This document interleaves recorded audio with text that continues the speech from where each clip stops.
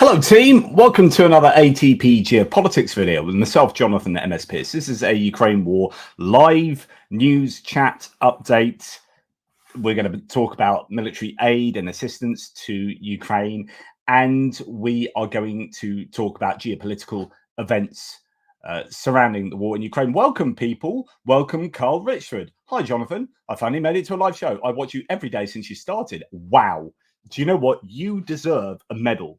You honestly are a legend. Always a great source of information. You also changed my mind on Trump with your arguments.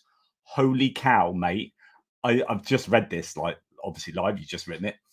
I have received 2 messages recently, people saying exactly the same thing. And I'm not trying to, well, I guess, am I? I want the best thing for Ukraine. I want the best thing for people, for humanity, for the US. And so that's really interesting. And thank you for saying that. It's amazing. In fact, okay, let's start then with talking about exactly that kind of thing. I'm going to show you this, which is a statement from someone on one of my threads saying, good morning, only 37 minutes ago, good morning from the US. I'm English and love your Ukrainian updates. In fact, I have talked on my local radio using your mentioned information. Thank you. I noticed that Ukrainian News TV also lists UAV losses. Is that worth adding to your loss list? Okay. Not going to answer that second question, but it's that point about having some kind of meaning, I suppose, in what I do, some kind of mattering. And that is really interesting. It's really important for me. Like, and would I still do this if I was just shouting into the wind? Probably not. I mean, the whole idea of this is I'm obsessed with it, and it is an outlet for me. And there is an opportunity. There is this reality where I would be doing this just shouting into the wind, right? So that's a potential. But at the end of the day, I want to inform people so that they are informed, and so that they can make informed decisions. And mattering in that way matters a lot to me. To have an effect, I guess, is as much as I could ever really ask for, you know. So that's really it's really interesting that you'd say, or one of you said that. So wow, that's really great that you are taking on board what it's talked about, discussed, and reported on this channel, and then regurgitating that because you deem it as reliable enough to then make a point on local radio. And that's about informing people. That's about fighting disinformation with information and hoping that that makes a difference to people out there. So that's absolutely fantastic. Thank you for sharing that with me, one and all. Okay, I am going to, and there's nothing you can do about this, guys. Before we get started, I am going to take a tankard that was given to me after I left a place that I used to work at, and it's engraved with the logo of the place I worked, and a PCJ legend, literally. So I always used to call people a legend, and Pierre Dupont will know I still do that. And my use of the word literally, even though I always pull people up on using the word literally for meaning metaphorically. So that they put that on there. And what I love about this tankard, you're going to love this, guys, is when I drink from it, look what it says on the bottom. Brilliant. So engraved on the bottom, when I drink it, it just says twat on the bottom. And I think that's funny. I like it. Anyway, those same people, and sorry to be talking about you about private things and whatever, but you know, we'll get on with the proper stuff in a second. This then reminded me, because I just went and grabbed that tankard and I thought, you know what? I'm going to have some Timothy Taylor Landlord. I'm going to put it in my tankard, and that's what I'm going to drink from. And then now I reminded myself of that, where I got the tankard, and they made a cake for me with my I had slightly more Orban sideburns, and now white because I'm old. And this is me at the time. There's my tankard sitting in my this is a cake sitting in my, I had a Lazy Spa hot tub at the time, one of these kind of cheap and cheerful hot tubs out the back. And ledge burger is something I say legend, or you're a ledge burger with extra relish and stuff like that. All my ridiculous sayings. What a cake this is. What a cake. Absolutely outstanding piece of cake making. Surely that just is amazing. Anyway, sideburns, glasses, relaxing in a hot tub with a cake. You can't ask for more. yeah, that's enough nonsense for me. Let's get on and do the proper discussions with you. Let's make sure that, one, I am well lubricated, so to speak, for this. And that will require me to grab my Timothy Taylor landlord and my tankard and to go for this. This is a Sunday afternoon. The boys are at present fulfilling their fortnight tournament output criteria. And my partner's gone for a bath. So let's just chat to the world. Okay, we're going to start with the military aid. I don't have anyone with me at the moment. So if you guys say lots of wonderful stuff at the side, I'm going to struggle to keep up with it. But there you go. Interesting point here, worthy of note, actually. Winter is quickly approaching, and Ukraine has, although I think Keely Jan, or Keely Jan says your positioning is not exactly supportive of Ukraine. But the point that winter is quickly approaching and Ukraine has almost nothing to show for it after last month's failed offensive, completely harsh appraisal there, because of course the Russians have been on the offensive since last October, really, where they started attacking in Pokrovsk, and the Ukrainians have been on the defensive for the best part of a year. And the question is, are the Russians culminated? The Ukrainians attacked, to say that they have almost nothing to show for it when they've taken more land off the Russians than the Russians have taken off Ukraine in the last year. And they took more land off them in a month in Kursk, is an insanely disingenuous statement. So it's empirically incorrect, and winter is approaching. And the question should be, what are Russia going to do? Are they going to culminate?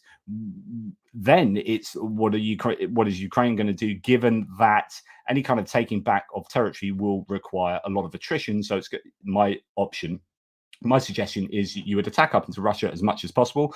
I would possibly even entertain attacking in more places than just Kursk, although the Russians might be onto that now, because that's easy to get, comparatively speaking.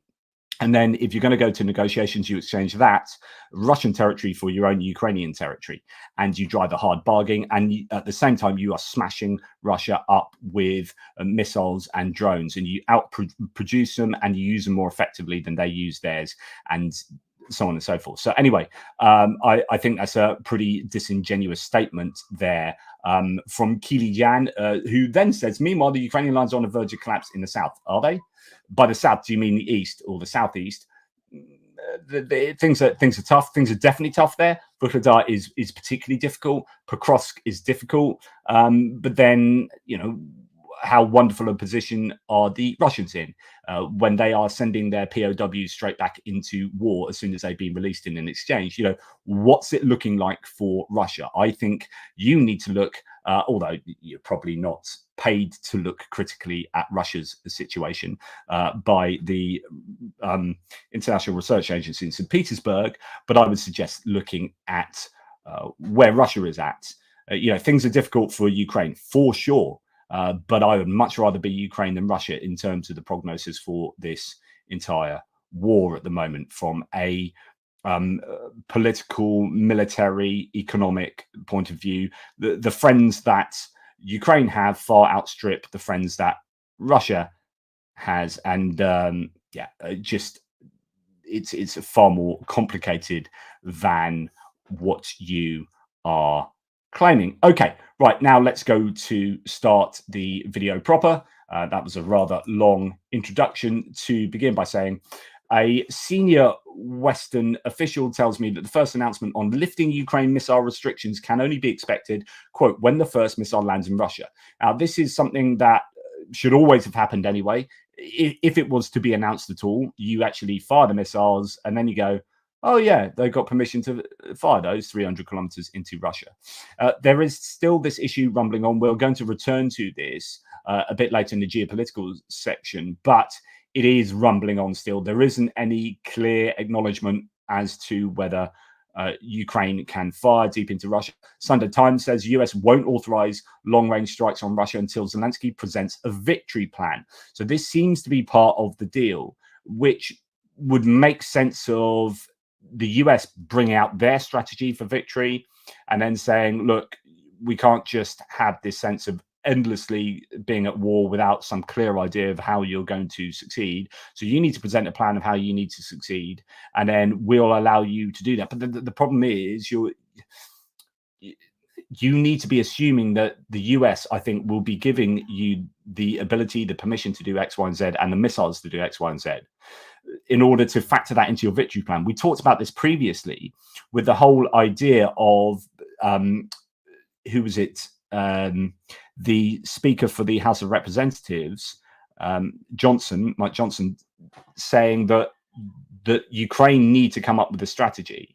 And then Ukraine was saying, we can't come up with a strategy if you aren't going to tell us that you're going to give us X, Y, and Z. And Johnson's like, we're not going to give you X, Y, and Z until you come up with a strategy. And then the Ukrainians go, we're not going to give you a strategy because we need to know whether they're going to get X, Y, and Z. And so it just goes on ad infinitum. The Ukrainians need to know exactly, they need to be given as much as possible by the Americans and everyone else in the world. It's not just the Americans, there's Germans and French and EU, etc., etc. But I'm using the Americans as an example here. You know, we need to be given as much as possible, and then we can factor that into a victory plan and then present you with a victory plan of how we will succeed. But the chicken and the egg situation is getting really frustrating. Okay, publication, The Times, quoted sources as saying that during a recent visit to Washington by the British Prime Minister Starmer to discuss the issue, Biden and his team made it clear that they wanted to go into standby mode until Zelensky presented a plan before giving the go-ahead for deep strikes into Russia. And of course, you don't just draw up a plan in a few days, although arguably they should have a clear plan already. This is frustrating because it looks like the Biden administration is giving as many excuses as humanly possible as to why Ukraine can't be given the ability to shoot deep into Russia. And it's just like kicking it off into the long grass time and time and time again. But yeah, that's pretty frustrating. Biden's aide, so this is the world famous Jake Sullivan, announced a substantial aid package for Ukraine by the end of September. Now, this could be because the US are in this rather, I don't know if it's an embarrassing situation, difficult situation, whereby they've got $6 billion left of presidential drawdown authority and they haven't spent it, and they need to spend it by September the 30th. And so they are trying to get an extension, but they don't have too many days left of Congress in order to do that. So if they don't get an extension, then they might have to give a $6 billion aid. They might just have to give everything they can. Now, I'm guessing they should be able to play around with that a little bit. If the worst comes to the worst, they should be able to go, here's a bunch of stuff that we'll give you. We're not going to give it to you now, but it will happen eventually. So it could be like, this is the next 6 months of what we're going to give you, and kind of structure things out. Maybe there will be the ability to change that post hoc. I don't know. But as Nexus says here, White House Security Advisor, National Security Advisor Jake Sullivan, and the US said the US is working on a substantial package for Ukraine with various options that could be announced by the end of September. Yeah, an ally has withdrawn. So I'd reported that rewind. NATO summit, 5 Patriots were promised by NATO and the US and etc. etc. The Dutch were part of this by saying, we're going to give some elements of a Patriot battery, and can other people come around and coalesce around giving a whole battery? And it turns out that no one else really did. And so recently I reported that the Dutch were just going to give them the parts that they were hoping to make a full battery out of. Well, it turns out that actually, evidently, some other nations, or a nation, had said that they were going to help out with that. An ally has withdrawn from a joint plan, says Noel reports, with the Netherlands Defence Ministry to provide Ukraine with a complete Patriot air defence system. Initially, the Netherlands announced it would supply core components, while the ally would provide additional parts. Former Defence Minister Kaja Ollongren had stated that a full system would be ready with contributions from partner countries. However, current Defence Minister Breckelmans confirmed that while the Netherlands has sent its radar and plans to send launchers, other necessary components are still missing, and discussions with several partners are ongoing to complete the system. So, yeah, good news, they're going to get some stuff. A shame that no one else was able to come together and help out as much as we would have liked. Right. Cheers, everybody. Okay. This is really good news. So, Ukrainian military-industrial complex is capable of producing 16 Bogdanas. So these are the self-propelled howitzers that are indigenously made in Ukraine. One self-propelled howitzer costs around €3 million. 6 months ago, Ukraine could produce 10 per month. And just to give you some more details here, the Ukrainian armed forces have received 18 of these self-propelled artillery units funded by Denmark. So awesome Denmark, first thing, which were manufactured in just 2 months. So this is awesome Ukraine for being able to manufacture these bits of kit that are going to be super useful for the war effort. Danish Defense Minister Poulsen noted that producing weapons in Ukraine is much cheaper than in the West. Interesting claim here. So if you're going to get the most bang for your buck, assuming that if you're not interested in, I've said this to you before, so sorry to repeat myself, but if you're not interested in supporting your own defense military industrial complex, right, that's not the number one. So it could be that you don't have a defense military industrial complex that could provide Ukraine what they need at the moment. So the Danish, they have a limited industry, and so they've got a bunch of money. So where do we next best spend this money? The next best thing, or arguably the actual best thing, if they can produce those things like objectively, not for Denmark. So the best thing for Denmark is make your own Danish stuff, give it to Ukraine. Second best thing for Denmark is give the money to Ukraine to build that stuff in Ukraine. So it produces jobs, it gets tax income, and that money can be reinvested in making more stuff for themselves. And the third best thing is to buy that stuff from another country like the US, UK, whatever.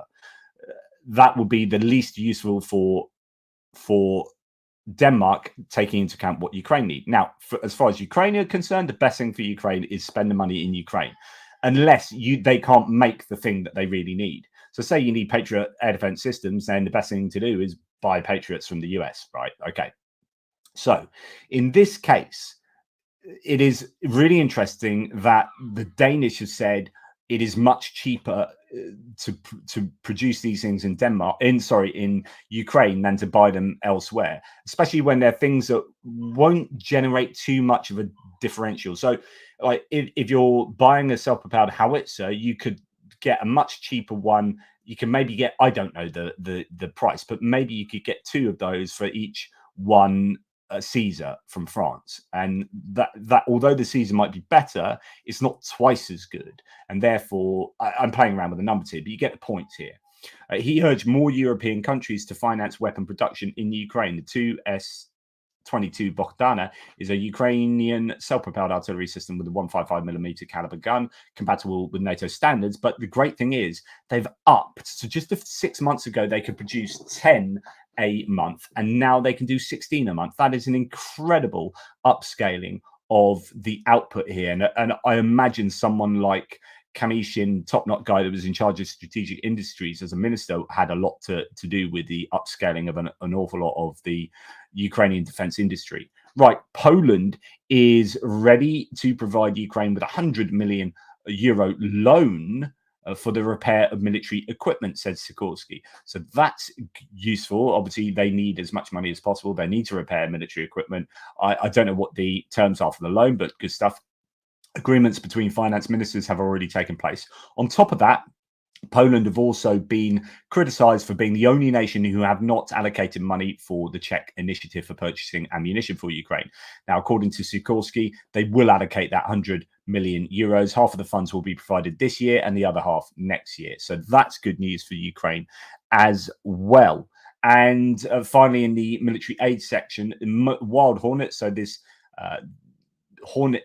this drone manufacturer in Ukraine, a non-profit organization, has created a high-speed FPV drone that has accelerated to 325 kilometers an hour. That is insanely fast. It's broken their previous speed record.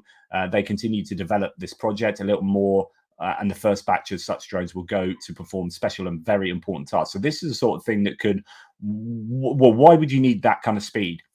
Surely the only reason you want this kind of, well, 2 reasons you want this kind of speed, and I'm just thinking off the top, I've never thought about this before. One is going to be to catch things that go that quickly. In other words, a helicopter or a plane that's flying not that fast, but still faster than X, Y, Z. So helicopters could be the target for these drones. We've already seen that Ukrainian drones have been trying to catch and intercept helicopters with some success. This could make them even more successful. Also, so rather than coming from the side or having to intercept them, you could chase a helicopter. I don't know the top speed of an attack helicopter, but I'm fairly sure this is going to be pretty useful for catching helicopters. And the other thing I guess it's useful for is evading, possibly. So if you can lock onto a target outside of electronic warfare range, then you could lock onto a target possibly. And I don't know if this is doable, but you could just then send it in and you can lose power or lose communication to it and just hope that the momentum will carry it on to hit that target. So I don't know whether going faster would allow it to do that. And also it's just more difficult to shoot down, right? If you've got something going that quickly, you are going to struggle to shoot it down with small arms fire. Okay, I'm going to now return to speak to you legends and just say thank you to your kindness, first and foremost. Richard Bennett, total legend, always, for 5 ATP Geopolitics memberships. Thank you, good sir. Richard Bennett, I also have to say, thank you for 5 ATP Geopolitics memberships.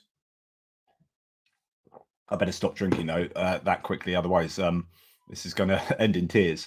Okay, stupidity in essence. Thank you for your Danish love there, my friend. Thanks for your great effort, JP. Enjoying most of your videos every day. I don't know what that means. Does that mean you're watching all of them but only enjoy most of them? Or you're watching as many as you can, which is most of them, and you enjoy them all? Interesting. We'll have to look into that. I'll try harder to make them more enjoyable for you. No, thank you very much. Really appreciate that. The Weasel with a super sticker. Thank you very much, Weasel. I do appreciate your super sticker there. James Cowley, likewise, gifting 5 ATP Geopolitics memberships. Super cool and generous. YouTube user, I can't thank you by name there, YouTube user, but thank you for your equally for your super sticker. That's very, very generous of you. And finally, BTC Bandit, thank you for your banditry and for that super sticker. Really appreciate that. Right, I don't know if there has been any particular questions or statements that are of did I say James? I'm pretty sure I said James Cowley, but thank you, James Cowley. I'll give you a second thanks if I haven't already. I don't know if there are any things that I have missed that are worthy of note. This is where I should have asked someone to come along and help us out. Hey ho, never mind. It was a bit of a last minute decision for myself to do this. Right, let's have a question. Okay, Keith. Thanks, Keith Kane, who's a great supporter of the channel. Can you discuss how much the US invested in Ukraine's military-industrial base since the beginning of the year? Do you also think Ukraine reverse-engineered ATACMS and other weapons? Now, I can't answer either of these questions with any more than supposition and a vagueness. So I'm fairly sure they have been involved in... There's a coalition of... I forget what it's called now. Was it... Defense Industries Alliance? Is it something like the Defense Industries Alliance? Something like that. There is an alliance of countries that are heavily involved in supporting the Ukrainian defense industry, and you will have a lot of entities that are doing some serious heavy lifting. So Rheinmetall, Northrop Grumman from the US are setting up in Ukraine. So I guess there are two different ways of doing this. There is one, just giving money to Ukraine and possibly expertise, knowledge of how to construct things maybe underground, to get their manufacturing facilities up and running for their own, maybe Ukroboronprom or other entities that are Ukrainian. And the other thing that you can do is, I don't know whether you can motivate, give sweeteners for the companies, or whether it's just simply in their best interest to go and set up themselves. So those like the aforementioned Northrop Grumman and BAE Systems is doing this, Rheinmetall and others, they're setting up in Ukraine. Now, of course, they are not Ukrainian entities, but they will be employing Ukrainians, and that will allow tax dollars to go back into the economy and allow people to get jobs. And, at the end of the day, Ukraine really need inward investment into Ukraine, whether it's military industrial complex or not. Now, who would have thought 10 years ago I would have been espousing the virtues of the military industrial complex? Military industrial complex is not something I'm used to doing. But in this situation for Ukraine, they need as much help as possible in order to fight the war and to keep going economically. And so they're the two ways that is no doubt happening, and there'll be others, like I say, the expertise and knowledge being given to the Ukrainians. Now, as far as reverse engineering ATACMS and other weapons, this is something that I was assuming was happening early doors. So very early on, when we knew that Ukraine wasn't receiving things like the ATACMS, they eventually did. But when we went through that whole laborious period of like, no,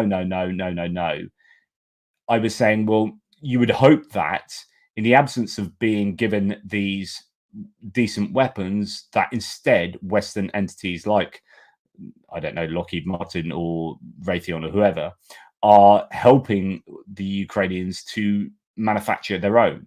The problem is, of course, that's then in direct competition of it's going to be quite difficult to expect an American defense manufacturer to go over to Ukraine and show them how to make stuff that they would like to sell them themselves. So I don't know how easy it is for other countries to help Ukraine with the necessary technology and know-how in order to build their own stuff. But I was hoping that was taking place in some way, such that you can't have these weapons, but let's tell you how to make the Neptune missile just a little bit better. But yeah, I don't know.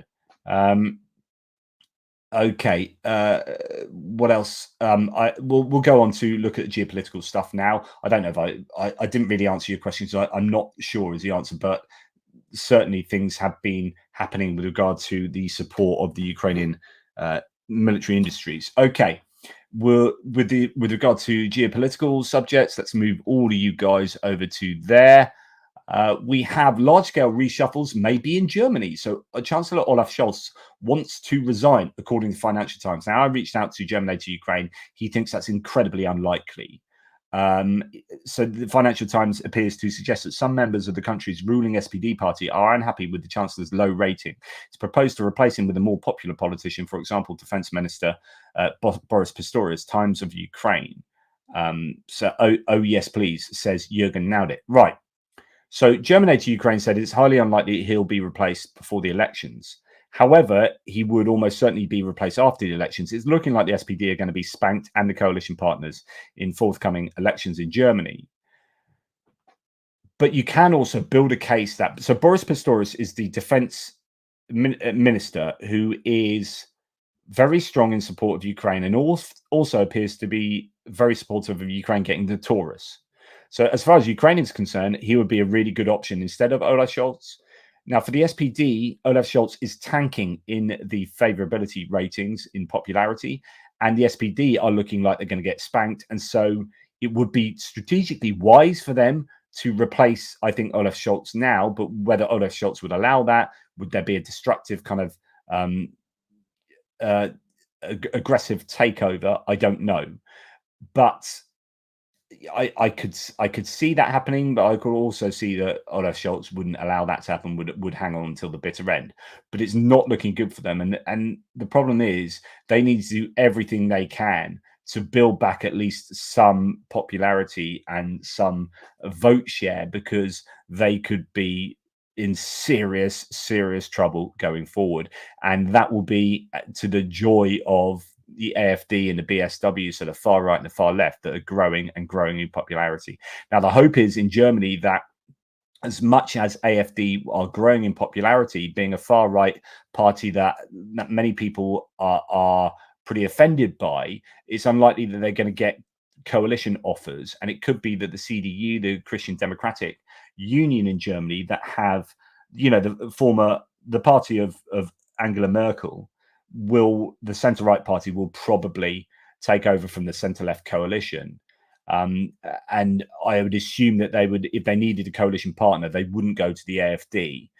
So they might get into maybe the Greens again, which has happened previously. So although the Greens have been a coalition partner for the SPD here, but the Greens have actually been pretty good on Ukraine, at least. So Annalena Baerbock is the foreign minister of the Greens, and she's like really well respected. She's done a really good job and is stronger than Olaf Scholz on helping out Ukraine. So lots of options there, but I don't think, as much as I think, like, I agree with Sarah here, Boris Pistorius should replace the weak Scholz. As much as I think that's right, I just think it's probably unlikely at the moment, but who knows? Who knows? These things can change, right? Russian central bank raises key rates to 19% as inflation surges. So going back to Keely Jan at the beginning of this video, saying, "Oh, woe is Ukraine, they're on the edge," which is kind of Russian troll speak, right? I was saying I'd rather be Ukraine than Russia, and part of that evaluation is taking into account like the whole picture, looking at the whole picture here. So it's about how many friends you've got and how well off your friends are as to how well supported you're going to be. So Ukraine, I think, is in a better place to be able to have its economy sustained by the very generous, although it's for strategic reasons, very generous allies that they have. Russia is in trouble, and it's probably in a lot more trouble than is immediately obvious. They are trying to hide it, and actually they've done a pretty good job of keeping their economy afloat, mainly relying on turning it into a war economy so that their GDP is going up, but only because they're producing more weapons. And that's a very kind of one-dimensional economy that is going to be in serious trouble at the end of the war. But also it's not really doing a lot across all these different domains. And I'm sure there's an awful lot of shrinkage, not helped by massive sanctions and secondary sanctions and issues with payments to China and hydrocarbon sales dropping and cut in production in accordance with OPEC and OPEC plus, so on and so forth. So Russia is in trouble, and it has this spiraling inflation. So in order to, one of the few things you can do to deal with inflation, and here's the thing with America, like I know it's very easy to blame like the Biden administration for inflation, but the reality is everyone in the world had inflation, and actually the US dealt the best with inflation out of all the major economies in the world. So actually, rather than complaining about the Biden administration because you're blaming them for inflation, I would say actually you did a really good job of controlling it. There's not a lot you can do, but there are some things, and things like hydrocarbons is one of those. So flooding the market with hydrocarbons to bring the prices down, to keep your energy prices down, and also keep the gas prices that then affect the prices of all other goods, because production depends on energy, and the price of production depends on energy prices, etc., etc. One of the things you can do is put up your interest rates so that people don't go out and spend and heat up the economy too much. You actually want people to stop spending so much, so that inflation comes down, people spend less, and then etc., etc.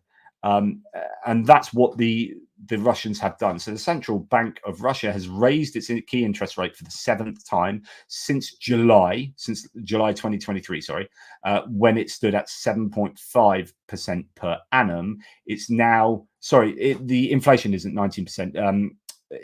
The interest rates are 19%. Inflation is, well, inflation doesn't look crazy bad in Russia, but people are also calling into question the inflation numbers. In fact, all the numbers that Russia provide should be taken incredibly skeptically. They're almost certainly lying about everything, and in fact, they're not producing statistics on most things anymore. Now, what they have done is raised inflation. So it's gone in July 2023 from 7.5% to 19%. So raised interest rates. So it's going to be very good for saving, but not very good for borrowing, which means that people aren't going to be borrowing stuff to build things or buy things. And then that cools the economy down. But it's also a good indicator that Russia are in a lot of trouble. Okay, major Austrian gas consumer is to stop Russian supplies amid expected Ukraine transit halt. So remember that Ukraine has a pipeline that goes across it and into Europe. So that supplies Slovakia and Hungary and other places with hydrocarbons. Austria is going to stop those Russian supplies. But I think they're looking to the future, saying that actually the contract that Ukraine has with Russia ends in 2025, and they are going to turn off that gas so that people don't rely on Russian gas, so Russia doesn't get the money from places like Hungary and Slovakia. Now, these countries are trying to find ways around this so they can still keep buying from Russia because they're Russia's best mates.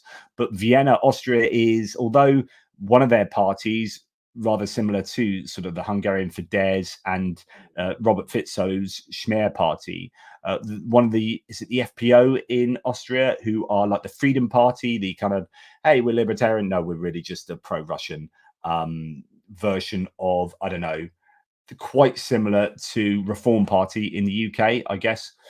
But they are really pro-Russian. Anyway, there's still going to be this need to look to the future and think what is best for the country. And if that's going to happen in 2025, the Ukraine are going to shut off hydrocarbons, then we need to find a way around that. Vienna's largest energy company is serving 2 million people, and it said it will completely replace Russian gas with alternative supplies starting in 2025. Really good news for Ukraine, because that's another indication that Russia will struggle to get income from those hydrocarbons, which means they're going to be desperate to sell that. They'll sell it just super cheap. But stuff like gas, I say they'll sell it. It's really difficult to find alternative consumers for gas, because gas needs massive pipelines to shift in large enough volumes, and they take decades to build and sort out.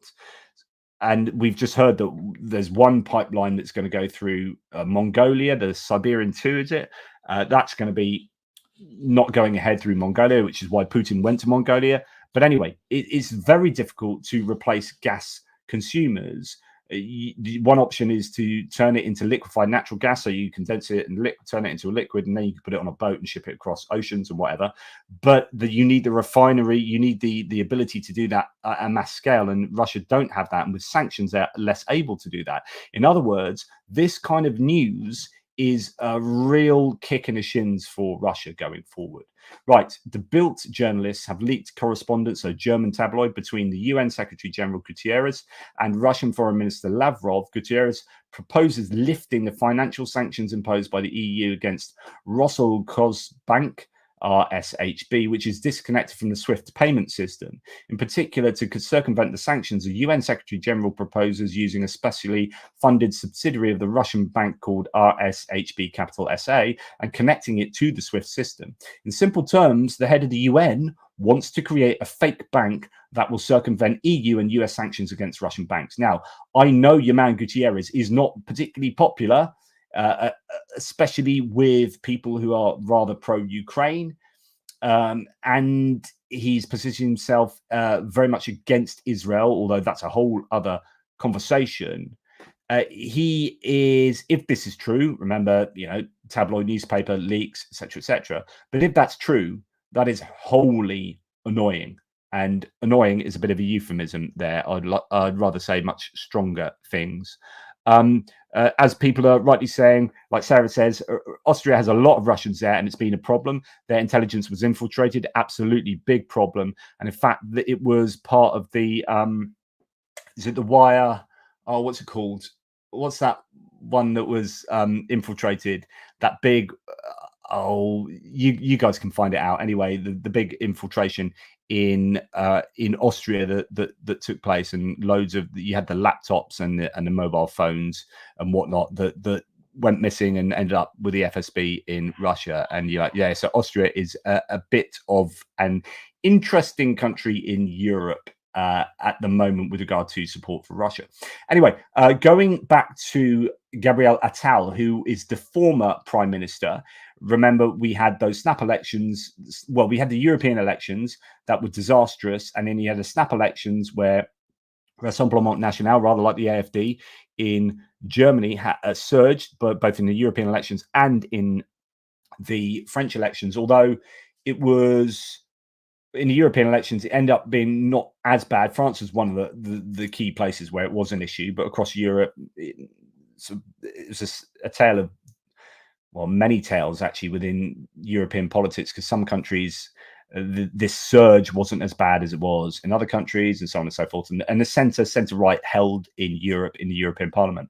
But in France, there's a bit of an issue. Now, although Emmanuel Macron, the president, is safe until 2027, he has had to form a new government. He's put Michel Barnier in to replace Gabriel Attal. Gabriel Attal was super pro-Ukraine and was excellent in his rhetoric inside the National Assembly. Really good. And it's interesting to learn this. So when I read this, I have actually read this thread previously, or I skimmed it, and there's some stuff here that I didn't know, which is quite interesting given the background of who Gabriel Attal is. So the former prime minister arrived in Ukraine on Friday for a visit that is both political and personal. His mother, in fact, comes from a noble family on the shores of the Black Sea who were forced to flee from the Bolsheviks. So that was interesting. Barely appointed head of government Gabriel Attal sends the Minister of Foreign Affairs, Stéphane Séjourné, to Kiev. Séjourné met President, so that's going, met President Zelensky, who asked him, do the French know that they have a Ukrainian prime minister? During the 8 months he subsequently spent at the head of the government, Gabriel Attal never visited Ukraine, a sort of domain implicitly reserved for Emmanuel Macron. But for his first trip since his sulking departure from Matignon, he chose this country, which has been at the center of international headlines since the Russian invasion, as his destination, as a guarantee of his newfound freedom.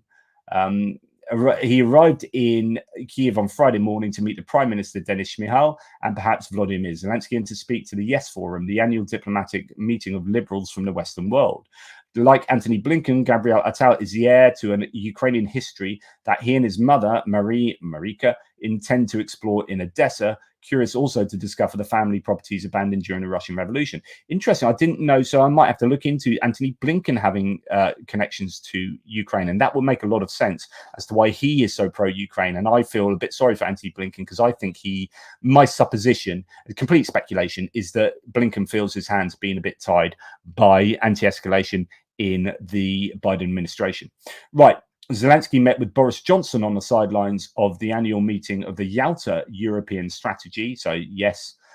So Boris Johnson was there, looking typically disheveled, and he has gone through a hedge backwards. His hair has got even worse. But there you go. That's Boris Johnson. He is well liked in Ukraine for being hugely supportive of Ukraine in the early days of the war when he was prime minister. Then he had issues at home domestically, and you could argue he was trying to distract his domestic woes, people away from his domestic woes, by being really popular and successful in Ukraine, and that might underwrite why he was so for Ukraine. I hope it's not that. I hope it was also because he recognized what was good and right to do internationally, militarily, strategically. But anyway, he still has a close, I think, friendship with. I think what was interesting is at the beginning of the war, Zelensky had Boris Johnson on private WhatsApp, and he was the first person. I think Boris Johnson was the first leader that Zelensky contacted at the outbreak of the war, and he often private chats to him, or did do at least, on WhatsApp, sort of sending each other stuff. So interesting.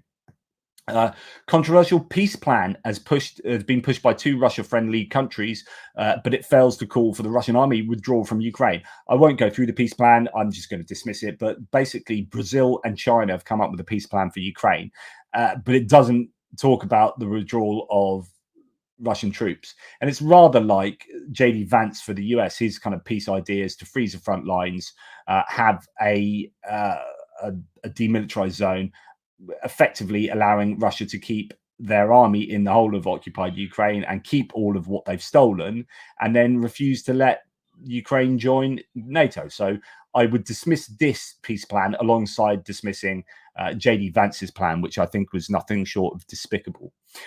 Okay, interesting that hundreds of posters have suddenly appeared on billboards across Italy saying Russia is not our enemy, with a handshake between Russia and Italy there.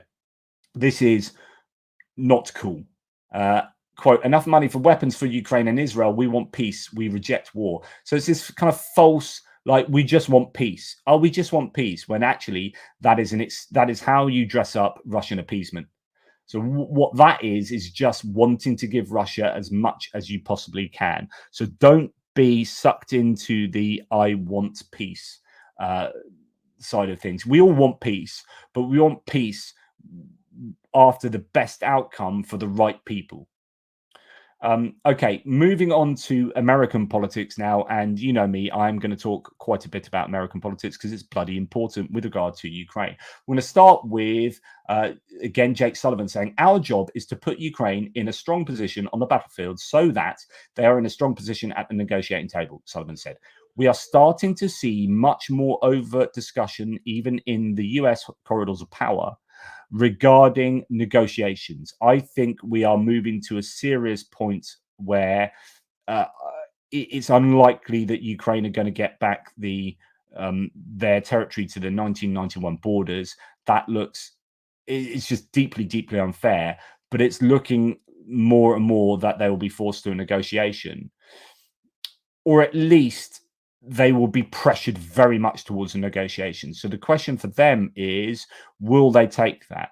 And I think it's going to have to come down to polling the Ukrainian public. And if the public say, no, screw that, then Ukraine will go, no, screw that. And if Ukraine say, no, screw that, the question is, what will countries like the US and the UK and France and Germany, what will they do in response to the Ukrainians refusing to negotiate? Will the US then go, well, we won't help you? Will they?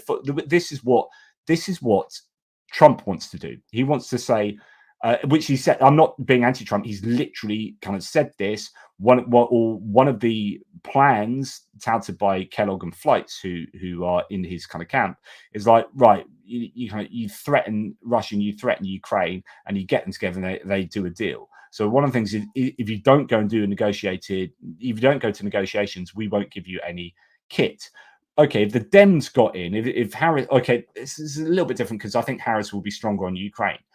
But with this kind of approach, if the Ukrainians refused to negotiate because it would benefit Russia far more overtly, would these kind of administration officials accept that and then say, okay, we'll keep supporting you, even though we want you to go to negotiations? If you're not saying that you're ready to go, we will still support you militarily.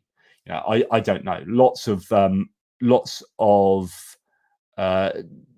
things to discuss concerning that. Now, general consensus says JD Vance put forward Putin's ceasefire plan as if it were Trump's plan: freeze the conflict, let Russia keep its gains, and forbid Ukraine from making any international alliance. Now, what's interesting about that JD Vance claim is it was not contradicted by anyone in the Trump administration.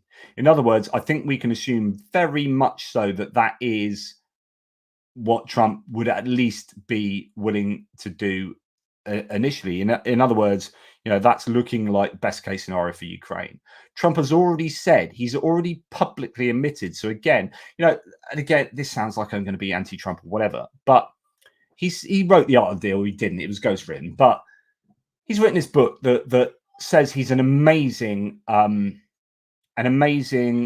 deal maker, right?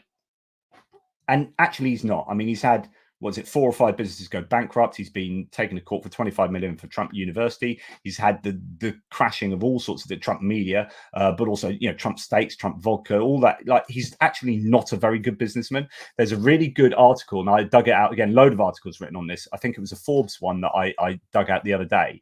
That is, if he had invested all that money he inherited in the S&P 500 or the S&P, he would have more money now than he has got from being a businessman. In other words, he is not a very good businessman. He has not made that much money. He has had the help of governments in order to make a lot of that money, and he's actually just not very good. And one of the reasons I'm fairly confident that he's not very good at doing deals is that he's told Russia exactly what he would do before even entering into negotiations. So he has said that Ukraine will have to cede territory. You don't say that before you start negotiations. You don't say, oh, we're going to do negotiations in a couple of months, but Ukraine are going to have to cede some territory, because you've already it's called the anchoring bias. But he's anchored himself, rather than when you do the anchoring bias. The anchoring bias is where you go to someone else. So say I say, oh, I've got a bottle of champagne, and this champagne is worth $200. Right? What I've done is I've anchored you at $200. So you are now, there's a bias in your head that, like, okay, this is $200. So when I say I'm going to give it to you though for $100, and you go, that's amazing because I've anchored up here at $200, and I'm going to get it for $100. So that's 50% awesome. I'll buy it. And so you end up, this is how people like swim. This is how supermarkets work with wine. So if you go to the wine does this. I've spoken to wine merchants. This is well recognized. This is obvious, right? But you when you go to your local your local store, you look at the wine and you go, and the top shelf, your more expensive ones, blah blah blah, and you look around for which one's on offer, and you go, that one was £12 and it's now £7.50. I'm going to buy that, and so you buy that one because you think that I'm getting the most bang for my buck. But that's a £7.50 bottle of wine. The wine merchant or the winemaker will be selling it at £12, knowing that for half the year they will not be able to sell virtually any of that wine. But for half the year, when it's on sale at £7.50, that's when they do all their sales. But it's they bias you with anchoring it at £12, and then you think you're getting a deal and you buy it £7.50, but it's a £7.50 bottle of wine. Likewise, when I go up to you on the street and say, this wine, this champagne is worth $200 and I'm going to give it to you for $100, you go, yeah. So I bias you with my anchoring. So I'm framing the whole interaction with you with this starting point that I've defined. What Trump is doing in saying that that Ukraine will have to cede some territory is anchoring he's framing the whole debate before it's even started with, well, Ukraine are at least going to have to cede some territory and we'll take it from there. So he's done this reverse anchoring, or this anchoring downwards, which is where anchors go. And that is just the worst form of negotiating. You don't show people your hand before you go into negotiations. So that also tells you that it's not very good deal making. Or there's another option here, which is he wants Ukraine to get screwed over. Like, it's one of two. He's either shouldn't swear. He's either crud at doing deals, or he doesn't. There are three options: or he doesn't care about Ukraine, or he wants Ukraine to do badly. All of those are on the table for explaining how he has let people know that Ukraine will have to cede territory already. If I was in charge of doing negotiations between you, not that I should be because I'm not Ukrainian, but I'd be like, we're going to go and do negotiations with Russia, and we are going to drive a hard bargain, and Ukraine will come out of this as well as they possibly can. I might even anchor it with 1991 borders. I don't frame it with already going down the track. It just blows my mind. Anyway, I've kind of digressed, haven't I? But you get my point there. Hopefully that makes sense. And it just tells you, again, it tells you all you need to know about Donald Trump and where his allegiances lie. And they do not lie with Ukraine. Okay, moving on. Zelensky elaborates on sharing Ukraine's victory plan with Biden. So remember, we talked about how he's got to come up with a victory plan. Harris and Trump. So Biden, Harris, and Trump. So the president, the vice president who is running for president, and the nominee for the Republicans, Trump. So citing the importance of the US involvement. He claims Trump's assurance made during a phone call that he would support Ukraine's struggle to survive against Russia, which is vague enough. I mean, Trump can get away with saying, I'll support your struggle to survive against Russia. Doesn't really mean anything. You can survive, but you only have half your country left because I will have sold you down the river. Anyway, Ukraine must defend itself is a quote. Washington leaders dismiss Putin's war talk. So I'm going to read most of this out because I think it's important, but we've had this whole thing about long-range missiles and then Putin saber-rattling and everyone else going, is this serious? Is it not? And I again listened to radio debate taking my kids to rugby this morning, where you have people phoning in and the last two callers are like, this is terrible, like this is just escalation, you shouldn't. And you're like, I just wanted to get on and shout at them and say, what? So someone can just bully someone and you should never respond to them because you know it's too dangerous, it's escalating things. So you just let bullies go around doing whatever they want. You let muggers go and mug people because, you know, trying to stop them is a form of escalation. It just blows my mind. Anyway, Prime Minister Keir Starmer met with the US President Biden on Friday in the White House. The two were expected to discuss and not necessarily announce a loosening of restrictions on Storm Shadow missiles and striking targets as far as 155 miles inside Russia. Quote, this will mean that NATO countries, the United States and European countries are at war with Russia, Putin told Russian reporters on Thursday. And if this is the case, then bearing in mind the change in the essence of the conflict, we will make appropriate decisions in response to the threats that will be posed us. Okay, so remember I talked about how this isn't at all a change of essence of the war.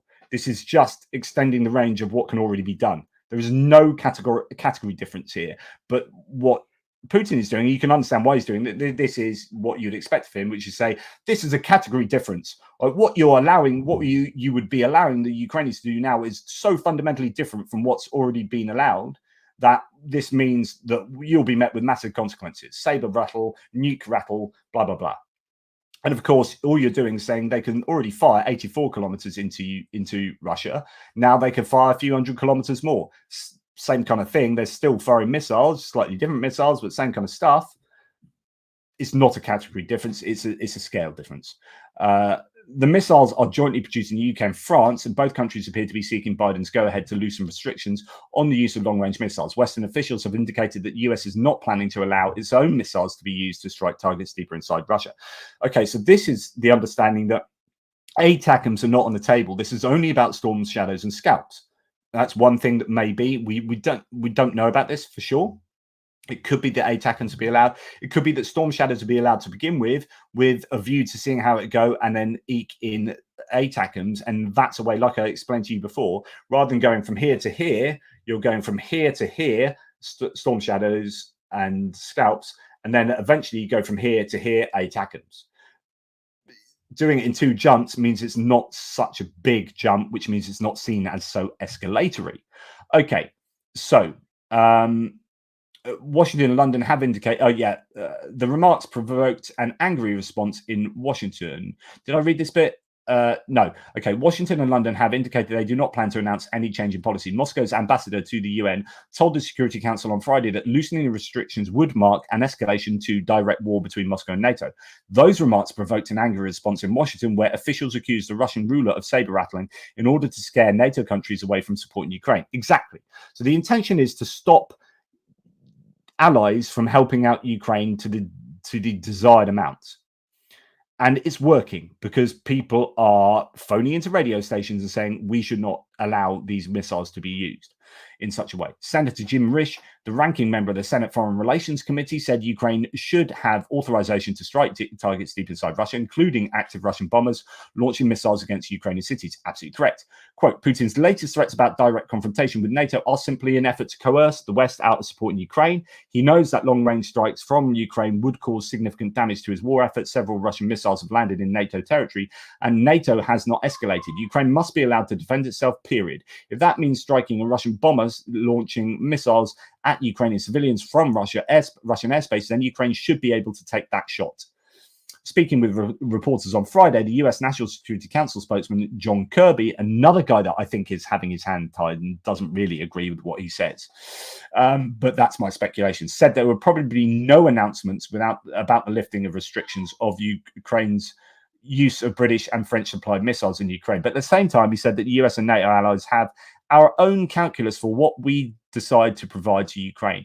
I never said that we don't take Mr. Putin's threat seriously. He starts brandishing the nuclear sword, for instance. Yeah, we take that seriously. We constantly monitor that. We obviously have proven capable. He's obviously has proven capable of aggression. He's obviously proven capable of escalation, but it's not something that we haven't heard before. So we take note of it. We got it. Yeah, we've heard this all before. This is what Putin has said is almost word for word exactly what he said at each of these other points of supposed escalation, and nothing happened. So on form, we should expect nothing to happen again, short of some kind of token things.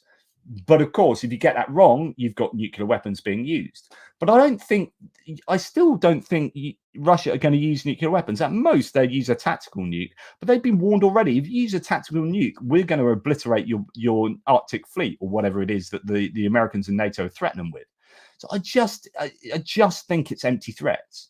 Biden and Starmer were meeting for the second time at the White House after last month's NATO summit, which was held just days after Labour won the UK general election and retook power after 14 years in opposition. The two leaders were expected to discuss a host of foreign policy topics, including Ukraine, Middle East, AUKUS partnership between the UK, Australia, US, and more. The Ukrainian President Zelensky is expected to present a victory plan to Biden on the sidelines of the UN General Assembly this month. So that UN General Assembly is where we are possibly going to see official permission for at least some missiles to be used deeper into Russia. Although some people are saying that you might see the missiles used, as mentioned earlier, and then permission is just given retrospectively, or like, yeah, we'd given them permission and there you go, it's happened. The whole problem is this is a discussion happening in public when it shouldn't. So pressure is growing on Ukraine in the run-up to the US presidential elections, which could see Trump return to power. As fevered discussions over the future of the war take place behind closed doors, Washington and its allies have continued to pledge to stand behind Ukraine in the war. We are doing everything.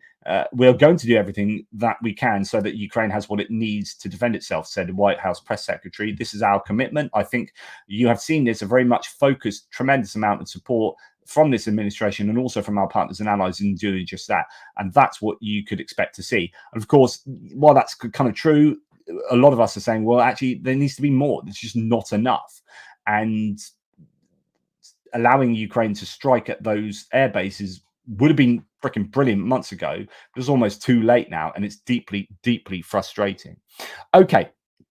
So Bloomberg says that US, UK are concerned that Russia is sharing classified nuclear information and technology with Iran. Due to Iran's ambitions to develop nuclear weapons, the Kremlin has increased cooperation with Iran in exchange for the transfer of ballistic missiles to Moscow. So one of the escalation worries isn't so much about, and I talked about this yesterday briefly, isn't so much that that Russia are going to send nukes into Ukraine, but it's that Russia are going to share nuclear secrets with Iran, which is obviously massively worrying, and also maybe give military equipment to the Houthis to cause problems in the Red Sea. So there are other ways that Russia can escalate that aren't just using nukes themselves. So the Independent here reports that growing fears in the UK and the US of a secret nuclear deal between Iran and Russia. Intelligence suggesting new nuclear cooperation between Iran and Russia adds to concerns over Tehran's rising uranium stockpile.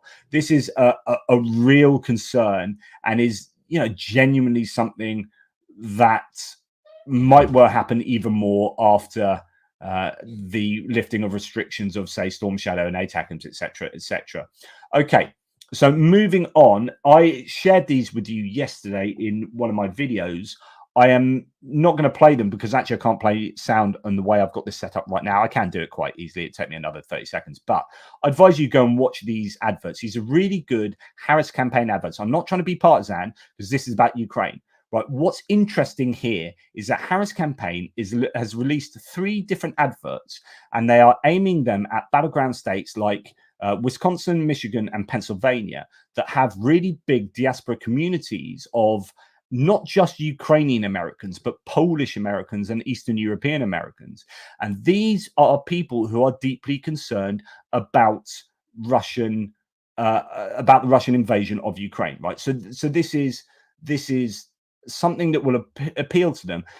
You could think it's dangerous because it's become such a partisan issue, but actually, when you're talking about elections that are happening on the margins here, where you're talking about really small numbers of people that could shift the election one way or the other, then this is a super important aspect of what is going on here. So we have these three adverts going out, and they are really good adverts that really hit the nail home when talking about freedom, but also talking about safety for the American population in general. So it's not just about trying to sell this idea of supporting Ukraine to Ukrainian Americans and Polish Americans. It's about saying it is also really good for your safety.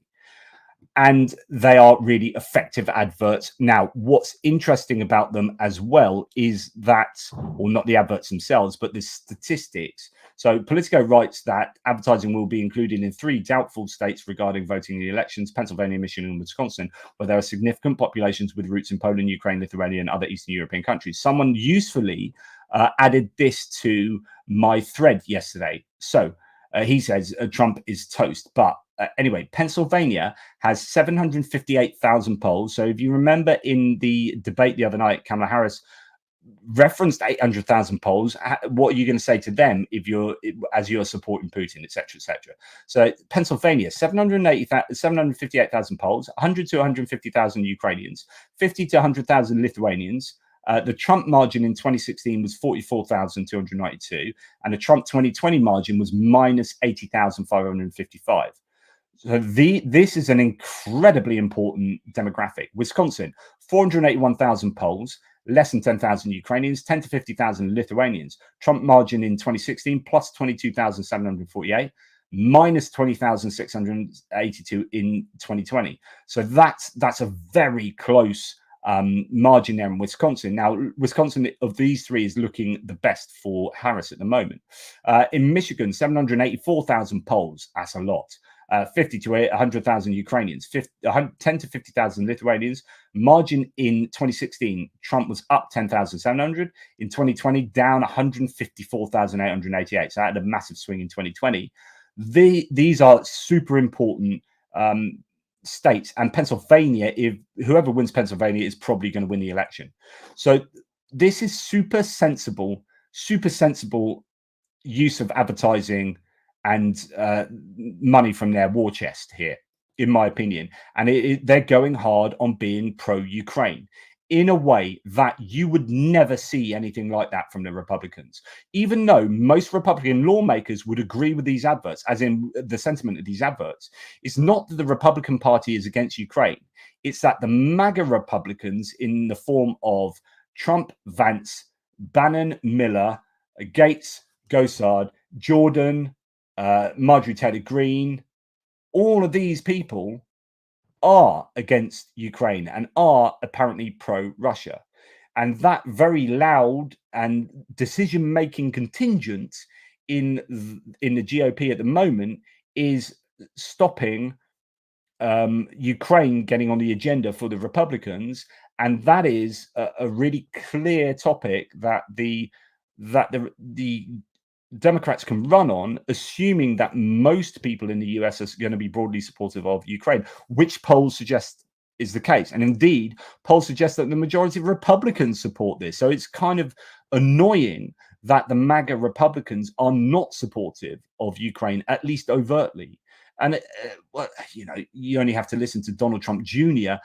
Eviscerating Zelensky and the Ukrainians and taking a mickey at them to realize that, yeah, if you are really supportive of Ukraine, unfortunately, the present iteration of the GOP, the MAGA GOP under Trump, is not your party. Of course, there are many other reasons to vote, and all the caveats apply. And Adam Kinzinger, a former Republican, or is he still a Republican? I don't know, but he's not a fan of Trump, said, please inject this directly into my veins. I love Adam Kinzinger because he's still got Slava Ukraini after this many years as his handle, and the Ukrainian flag, and he is so strongly pro-Ukrainian. He talks often about Ukraine. So that's really good. So thanks for that, by the way, to Lucas Olbinski, who sounds like he could be one of those aforementioned in those aforementioned demographics. Okay. Now, talking about Poland, before we get, like, I'm talking about American politics here, but this is a segue into the next section, and this is super interesting. This is a great comment from David Edwards. So David Edwards says, JP, like you, I'm a true follower. Have you noticed since the Polish elections are now over and Russian interference was not successful, there's been less disruption through Poland? I haven't thought about this. This is a freaking brilliant point. Do you remember when Poland had all those blockages on the border with regard to farmers? And I know it did happen a little bit afterwards as well, as they were sorting it out with the Tusk's coalition ruling government. But you had all the blockages at the border. You had all these issues within Poland with regard to disinformation, and that's all kind of gone away.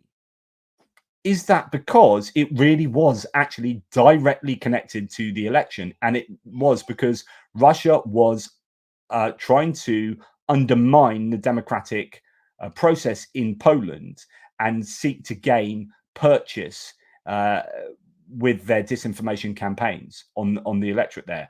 I think that's a really good observation. It's all quietened down in the kind of anti-Ukraine, pro-Russia kind of thing there because there are no elections. Germany, you've got elections coming up soon, so you're going to see Russia involved massively there. France, it's happened, and I wonder what the Russians are doing vis-a-vis France at the moment. They want to make sure that Rassemblement National do really well in the presidential elections in 2027, but you know it's a long way off. But I don't know. Let me know what you think about that. Right, before I go on, I'm going to interact with you guys a little bit more because, you know, I can, and so therefore I will. Let's get you back over onto this screen. So first of all, thank you very much to Finnish Guy. Is that correct? Yes, Finnish Guy, always a legend. Thanks for being a member for as long as you have been. A good man. Johnny Christensen, I am Langerland. I am support Ukraine.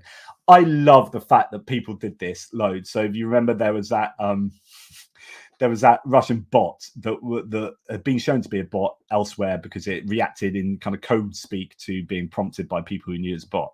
But it put I am England and I am support Ukraine. And it was like, yeah, don't sound like you're English, really, with your weird botty language. So loads of people have still been doing that in the comments, and I love it.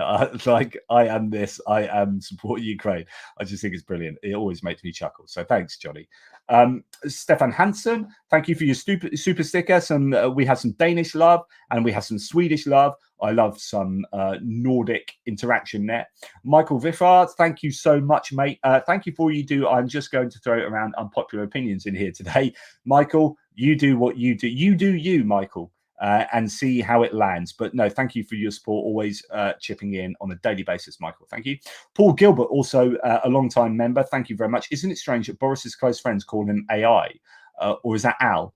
Surprised it's not Sasha, to be honest. Well, yeah, there is that. There was an interesting relationship between the Conservative Party and the UK in general and Russia over the last since the beginning of the Conservative, and probably goes on before that. But we know that over the last sort of 15 years, the Russians have become more and more prominent in London. We talk about Londongrad is one of the words for London, and it's one of their favored places. In fact, statistically, I don't know if it still is, but it was like the highest amount of money laundering from Russia went through London. We have had serious issues with our connections with Russia. And so when the Ukraine war started, people were genuinely worried that actually Boris Johnson could have gone the other way. He'd already, led the dead, made him a peer in the House of Lords. He's a son of a Russian oligarch. There is that connection to these Russian oligarch and influencers. And actually, to his credit, Boris Johnson went the other way, and the rest was history. But who knows how close it was to us being not so. I think, though, to be fair, like, Russia haven't helped themselves in terms of public influence or public opinion. So trying to killing Litvinenko in London and trying to kill Sergei Skripal in Salisbury, I think, didn't do them any favors. We in the UK and the general public, so right across the political parties, even into like reform, into a lot of reform, not completely. There are some elements of pro-Russian, anti-Ukraine where they've fallen foul to the disinformation. But in general, we are one of the countries in Europe and possibly and therefore in the world that has the strongest distaste for Russia and Putin, according to polls. So I think it would have been controversial. I think it had Boris Johnson sided more with Russia than Ukraine. Mark Biscuit, I sent you an email, by the way, or a message, Mark. So thank you for your support. Ronald van der Stam, like so many people supporting Alex, Axel as well on obviously buy me a coffee and PayPal and all those ways of supporting the channel. I really do appreciate it. Thank you. Mark Biscuit, thanks again. When can we expect the next installment, 10 days in Ukraine? Thank you. I am so busy every day, and I've almost finished like the third episode, and it's like 6 months too late. So I went to Ukraine, and I've been trying to put these videos together of my experiences, but it takes an awful long time for me to edit them. And I do so much on a daily basis. I'm not trying to, oh, woe is me, poor me. But I do work insanely hard. And I just struggle for time at the moment. And there are things I really need to do. There's writing I really need to do. There's editing I need to do, stuff away from this. And there's also that video, the next video, and all the ones after that, and I need to do. So do you know what? I'm going to set myself a goal of completing that this week, Mark. And if I don't, you can hold me to that, and you can come over here and throw a cup of tea in my face. I will get that video out by the end of this week. It's not like you're busy with anything else, though. Cheers, mate. Thanks. Yeah, I mean, you know, Mark, but you're absolutely right. It has been way, way too long for that. Okay, wee bit furry. Thank you so much, matey.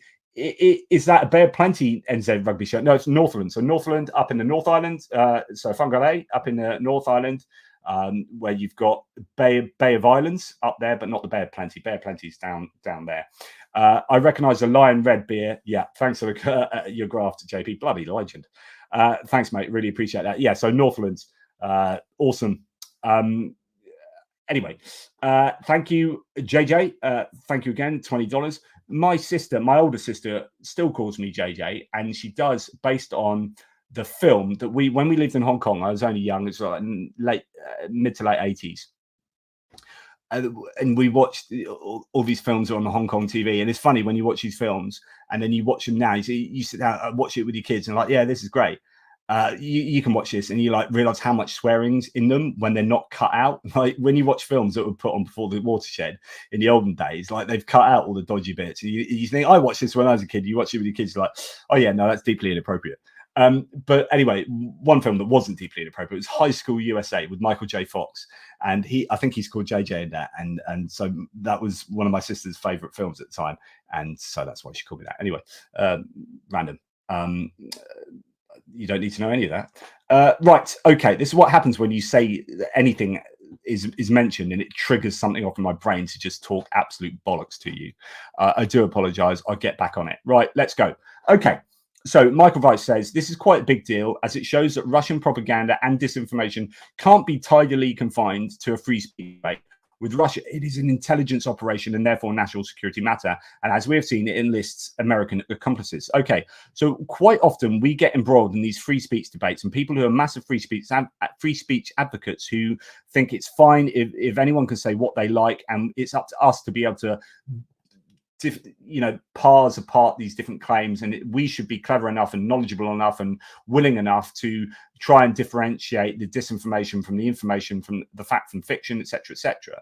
Problem is, we are not in positions to be able to do that. People either don't want to, or don't have the ability, or don't have the time, and therefore if we allow disinformation to be spread and we don't regulate and moderate that, then we are allowing disinformation to take purchase in people's minds and manipulate people to doing things they shouldn't do.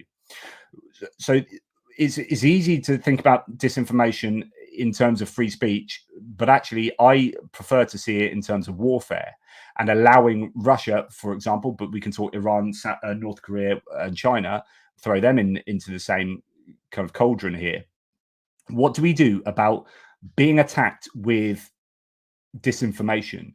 Do we just sit back and let our tummies be rolled, lie on our backs and say, yeah, tickle me, Putin, tickle me? Or do we say, hang on, no, keep your hands off me, keep your words out of my brain, and we need to do something about disinformation? There are several ways to deal with that, which is curtailing that disinformation, the conduits, regulating the conduits for that disinformation, or providing counter narratives as well. That's part of it. And then also attacking the countries with information about positive narratives of the West back into places like Russia, North Korea, Iran, and China.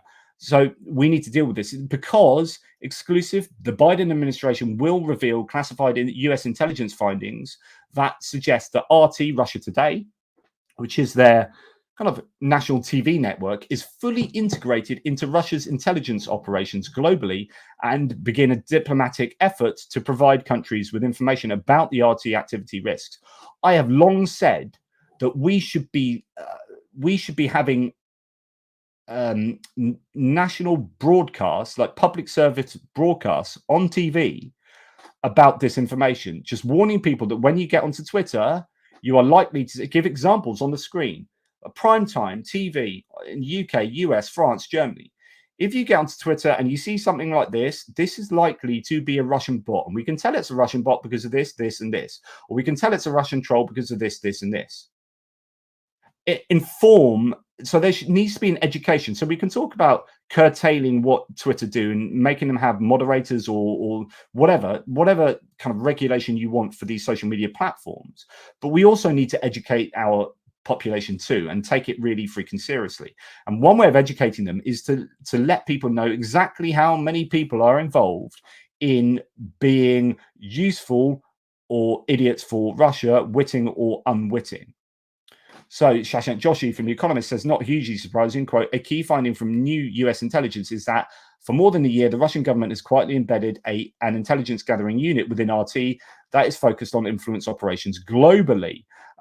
Super worrying. Here we have the US Department of Justice, says Michael McKay, has a list of more than 2,800 influencers, so people on YouTube and elsewhere, that are identified and supported by the Russian information warfare outlet Social Design Agency. When this list is leaked, it will reveal that Canada is particularly rife with Russian infowar operatives. He says that as someone living in Canada, by the way. That's why he's worried about Canada. But this would be a big old problem for the US. A list of more than 2,800 people on various social media platforms like Twitter, Facebook, and Telegram, spanning 81 countries. I would love that list to be released. Who will it include? Who do we know that is part of this Russian disinformation campaign? So the CNN article here, this is a big one, a big topic. The article is fairly, in fact, I'll probably have to read it to you. This is an absolute, of all the things I discuss with you, I often say that disinformation is one of the biggest threats because it's a threat that spans borders, goes across the world. And it's one of these insidious things that you don't realize the power of disinformation until you start having people believing insane things that they should have no justification for believing, and that's the power of disinformation. So Biden administration unveils new evidence of RT's key role in Russian intelligence operations globally.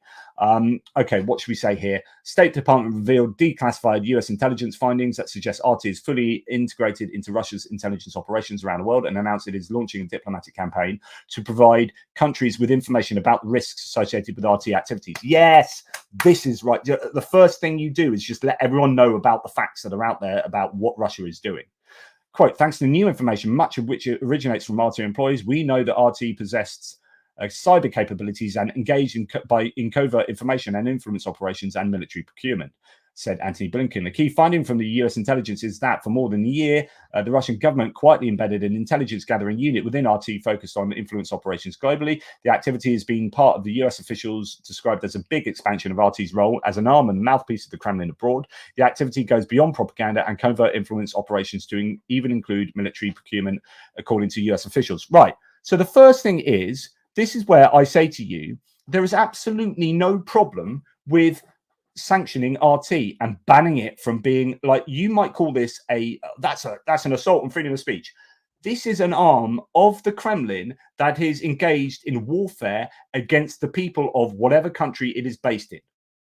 I have no problem with censoring RT. Now, you can call me some kind of censor Nazi, but you can jog on, sod off to Russia and complain about censorship over there. Have a criticism about Putin and see how far it gets you. See if you can get to the pub,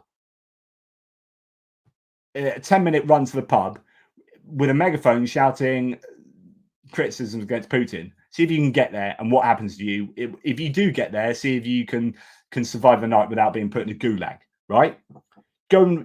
It's not whataboutism, but this is like, censorship is an issue around the world in places like Russia, but it's not in places like the EU and the US, where you have to do it to some degree to keep your society safe. We have a Russian arm of the Kremlin in RT waging war on each and every one of us by invading our heads using the armies of disinformation and the weapons of social media. So to continue, right, a key finding from this activity has been part of what US officials described as a big expansion of their RT's role as an arm and mouthpiece of the Kremlin abroad. The activity goes beyond propaganda and covert influence operations to even include military procurements. Wow.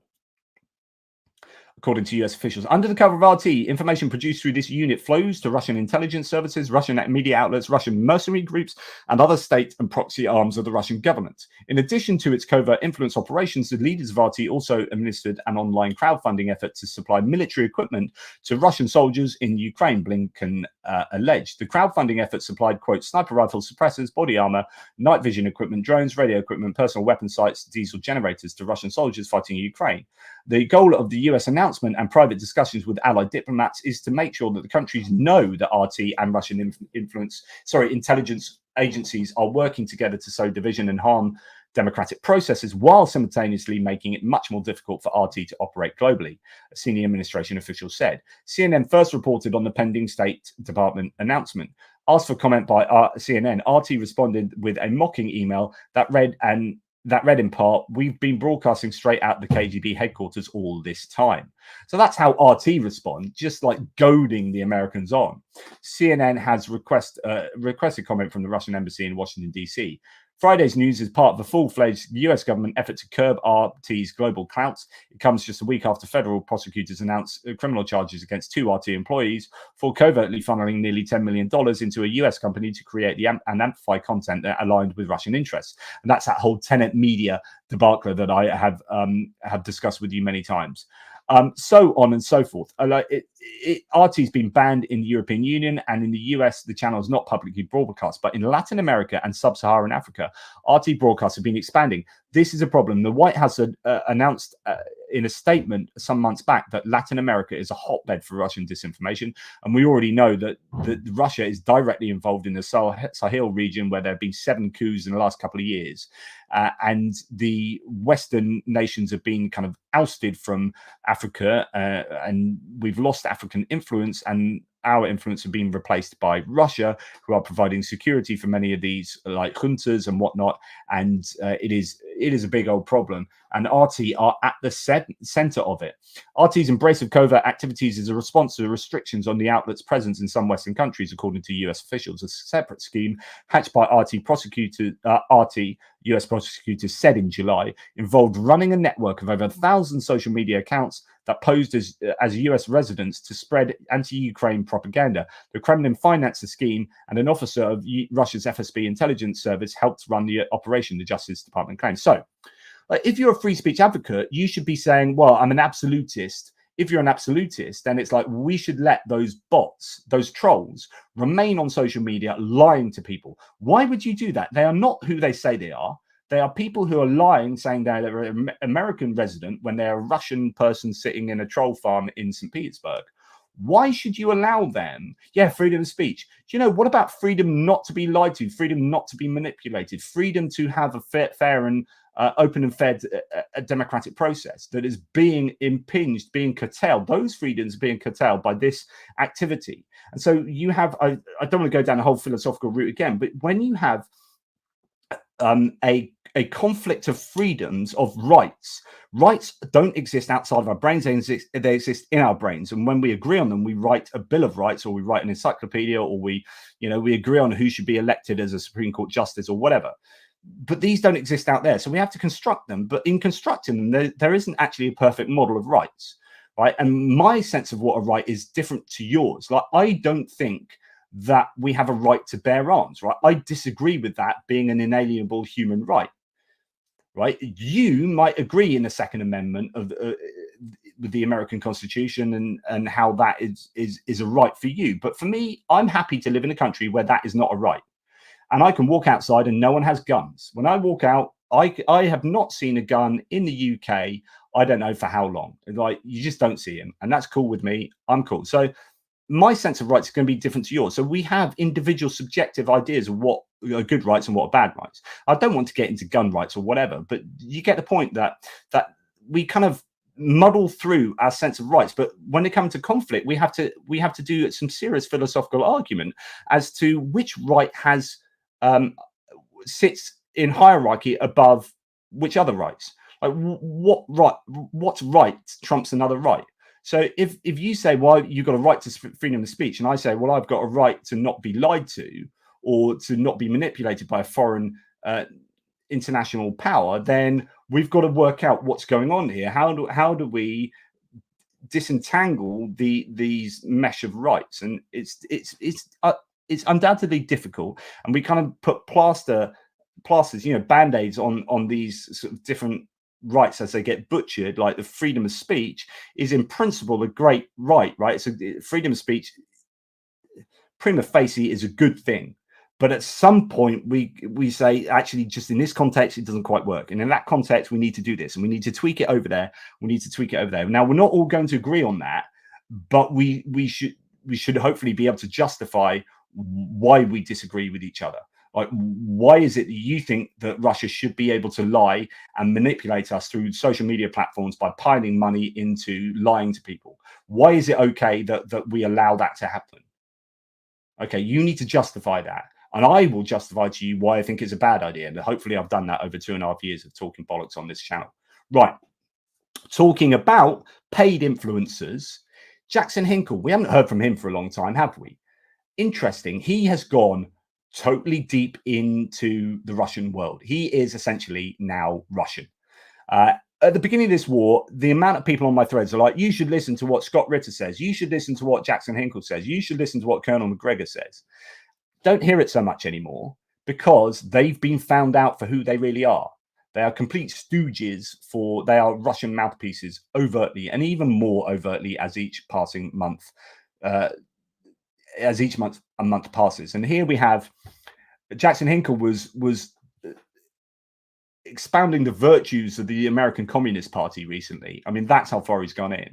Anton Gershchenko says, if Putin and Vladivostok are such a source of joy, then it makes sense to make it a long stay. So Jackson Hinkle said, I had a great time listening to President Putin's speech in Vladivostok in Russia. Dude, you are there. You are Mr. Russia. And when you're going back to the influence campaigns of Russia, you need look no further than Jackson Hinkle, Scott Ritter, and Colonel Douglas McGregor, who's not a colonel anymore, really. Okay. Now, another thing, the last thing I'm going to talk to you about here is an article in Politico. Former GOP officials sound the alarm over Trump's and Orban embrace. So if you remember in the debate against Kamala Harris, Trump came out and said he was challenged by Harris, who said that leaders around the world laugh at you. People call you a disgrace. A lot of your former administration officials call you a disgrace, etc., etc. He said, no, actually, Viktor Orban loves me, and he's one of the greatest leaders in the world, and he thinks I'm awesome. And this has then caused an awful lot of people to go, hang on, that's not the kind of guy that you should be going to. He's not your go-to guy as like, well, Orban loves me. That's like saying, oh, yeah, but hey, I am a really nice guy. Do you know how I'm a nice guy? The Yorkshire Ripper, he likes me. Jack the Ripper, another Jeffrey Dahmer, he's a big fan of me. He likes me. Oh, have you heard of this guy? Hitler loved me. He thought I was brilliant. Oh yeah, and Genghis Khan. Like, he thought I was definitely cool. Oh, you might not have heard of him. He's a UK guy, Harold Shipman. He killed a couple of hundred people as a doctor. Anyway, he really liked me. If you start doing that, at some point, you've got to realize that you're probably not the good guy here. If your go-to people for giving you a character reference are themselves autocratic dictator wannabes with a distinct distaste for, I'll tell you what, freedom of speech. There you go. There's one thing. I don't know. It's bad news. Anyway, this has then caused a bit of an uproar. And luckily, some people in the GOP have stood up and said, hang on, this ain't cool. So in May, Senate Minority Leader Mitch McConnell gave a floor speech bashing Hungary for its growing ties with authoritarian powers hostile to the West. So back in May, Mitch McConnell, the turtle in chief there, gave a good old excoriation of that kind of approach. But the thing is that Viktor Orban has very close ties with the Heritage Foundation. Remember, I've written a massive article on this that looks at the funding that goes to the Heritage Foundation through Hungary. It's why CPAC, the Conservative Conference, has taken place in Budapest a couple of times.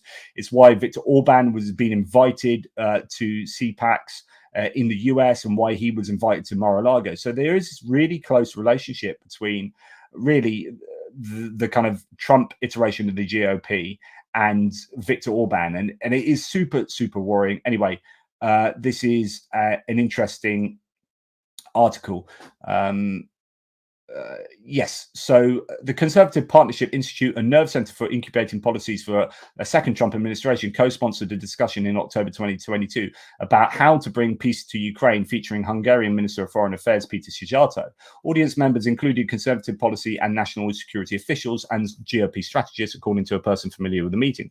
Once seated, they were given pamphlets pushing unabashedly pro-Russian talking points. Quote, "Russia has the will, strength and patience to continue war," warned the document, which was given to Politico by a participant. Quote, "US aid to Ukraine must be severely constricted, and Ukrainian President Zelensky should be encouraged by US leadership to seek armistice and concede Ukraine as a neutral country." So this was at back in October 2022 at a Conservative Partnership Institute conference in the US, which is absolutely stunning.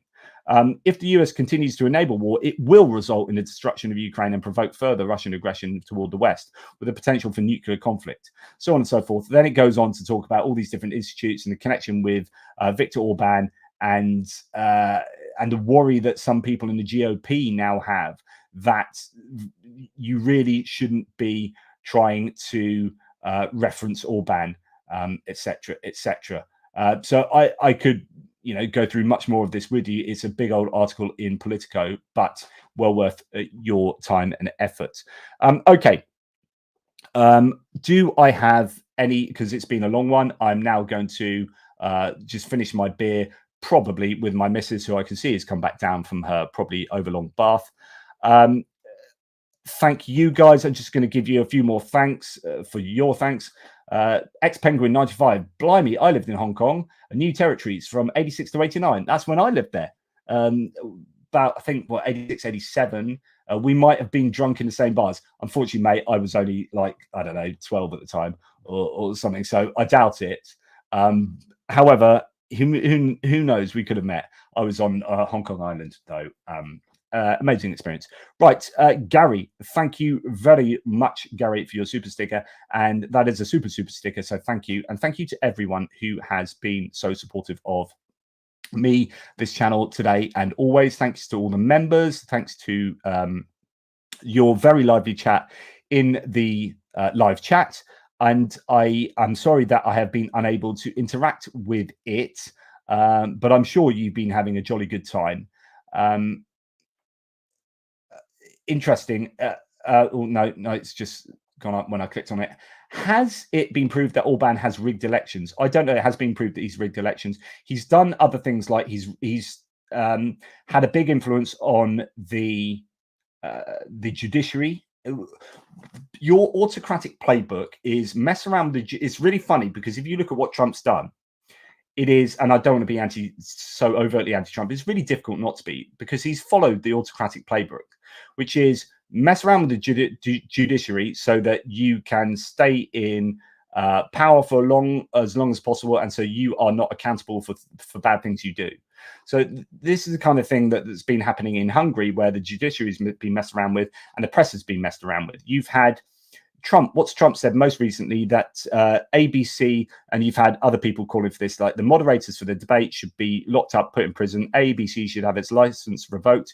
You heard about this previously when Trump was calling the press the enemy of the state type thing in his previous rallies. He talked about them back there. And this is putting the people that hold Trump to account, so the press or any leader's account, the press and the judiciary are the first victims of a move to autocracy. So when Orban has messed with the judiciary in Hungary and messed around with the press in Hungary, that is because it gives him more power. It's just 101. It's autocracy 101. It's what happens. And when you've got either Trump doing that in terms of like stacking the courts in his favor and then getting them to change the rules so that he's immune, so he has that presidential immunity, that is a step towards that. And when he talks about, he might not have done it, but when he's talking about revoking licenses for the press, although he might not have done that, right? What it does is it gets the press to start self-moderating. So then you have a chance. So CNN has had a change in its board members, hasn't it? CNN recently, over the last 2 years, has skewed when it started going a lot more pro kind of started skewing more towards Trump's republicanism. I think it's kind of come back a little bit since, but people start moderating their own behavior because of threats, right? So even if he doesn't change the media overtly, he is changing their behavior by offering those threats around and by getting people to be completely disdainful of mainstream media. And the more disdain and the less trust you have in it, the more it's rejected by people and the less it can hold leaders to account, because no one reads them anymore because you told them how terrible they are. And that's a danger. Although, like, I might slag off mainstream media on occasion, they are incredibly important. If you lose mainstream media, then you lose a really significant aspect of accountability of leadership, and it is really really dangerous. Anyway, so I may or may not have answered your question. It's just another excuse for me to go off on one. Right, thank you very much, everybody. I really appreciate all your support. Thank you for your kind words, Sarah. Great stream, JP, and a lovely community. That is true. I love you guys. You are absolutely awesome. This is great succinct synopsis. Just me hello says Orban isn't even worth researching. He's a scumbag. I mean, that's certainly one way of looking at it. He's an interesting person to research. So yeah, thank you very much for your chat in the side, guys. Michael Vickard, thank you. I always enjoy the chat. I always enjoy trying to pronounce people's names when I have no idea how they should be pronounced. Anyway, take care, everybody. I need a drink. I'm going to have one now just for your benefit. It's not your benefit at all. It's mine. Take care, everybody. Speak soon. Toodle pips.